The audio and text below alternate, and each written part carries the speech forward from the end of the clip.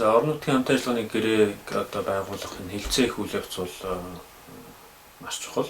За томоохон одоо уул уурхайн төслийн хувьд бол хилцээний үйл явц өөрөө 2 жил 3 жил түүнээс цааш одоо үргэлжлэх тохиолдол байдаг. За жишээлбэл оюутлогын тухайд Хамбогд Өмнөг аймагт байгуулсан гэрээг байгуулах үйл явц бол 4 жил орчим үргэлжилсэн. Энэ хугацаанд талууд одоо бие биенээ ойлголцох, зөв ойлгох, тулгарч байгаа асуудлаа шийдэх, цаашид 30-40 жил үргэлжлээд явах энэ төслийн үйл ажиллагаанд орон нутаг ямар оролцоотой байх гэх мэт олон асуудлыг одоо илүү зөв ойлголцож одоо хамтын шийдэлд хүрэх үүднээс бол хугацаа зарцуулсан тохиолдол байдаг.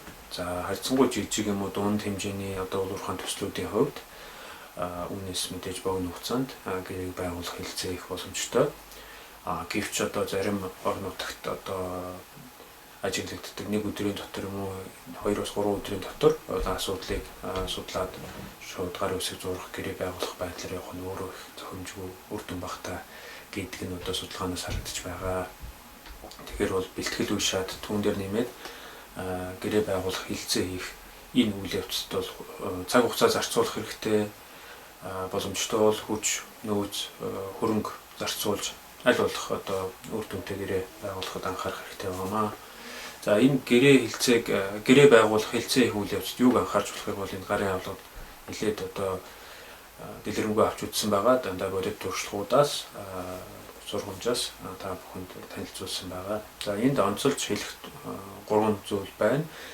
Нэгдүгээрт хилцээ хийх түрүүн хэлсэн энэ уур амьсгал хилцээ хийх зарчим маань өөрөө орон нутагт энэ уул уурхайн төслөөс хамгийн одоо өргөжтэй шийдлийг бий болгох, үүнийг одоо хамтарч хэлэлцэж хамтаараа талуудаараа сууж байгаад хэлэлцэж олох юм шийдлийн үйл явцыг харилцсан талууд одоо үлийн зөвшөөрж ингэж хамтарч ажиллах нь үр дүнтэй. Тэрнээс биш одоо байсгинсан хоёр тал, эсвэл одоо өрсөлдөгч хоёр тал хин нэгэн дарамт үзүүлээд нөгөө тал нь одоо үлийн зөвшөөрч байгаа ийм уур амьсгалтай гэрээ бол өөрөө үр дүн багтаа байдаг. Хоёрдугаарт энэ гэрээний тусгах одоо агуулга тийм ээ гэрээний зааж өгөх одоо байгаль нийгэм эдийн засгийн энэ одоо үүрэг амлалтууд за тэр орон нутгийн хөгжилд одоо хөв нэмэр оруулах хүчин зүйлүүд дээр тодорхой хувилбартаагаар хилцээ хийх нь чухал.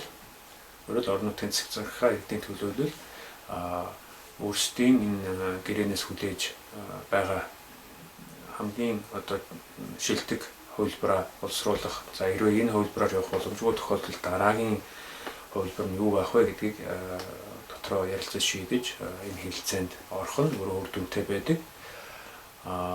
За хилцээний явцад бол талууд хүлээн зөвшөөрөхгүй хатуу байр суурьд байгаа одоо зарчмын асуудлуудаа түр орхиод дараагийн одоо хамтын шийдэлд хүрч болох асуудал руугаа шилжээд за үүнийхээ дараа эргэж одоо нөгөө асуудлаа дахин хэлцэх гэх мэт юм уу энэ хатан хэлцээ хийх одоо арга замыг сонгох нь үр дүнтэй.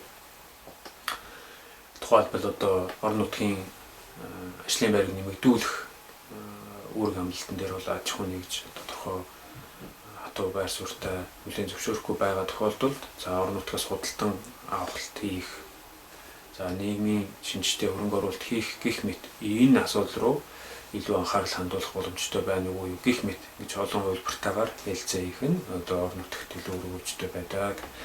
За гурав дахь нэг анхаарах зүйл бол за энэ гэрээ хилцээ байгуулах энэ үйл явцаа өөрөө журамлаж дэг журамтай зохион байгуулалттай болоход анхаарах хэрэгтэй.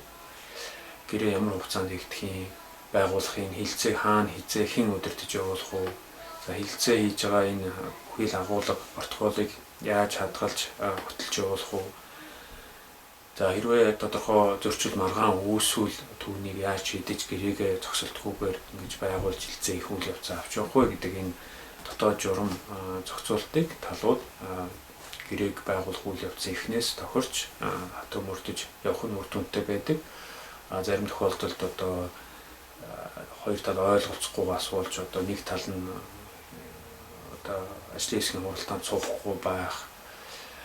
гэх мэтээр ингээд тасалдал үүсдэг учраас энэ дотоод журам, хилцээний журмаа бол анханасаа тохироод тэр дагуу хилцээгээ хийх үр дүнтэй байдаг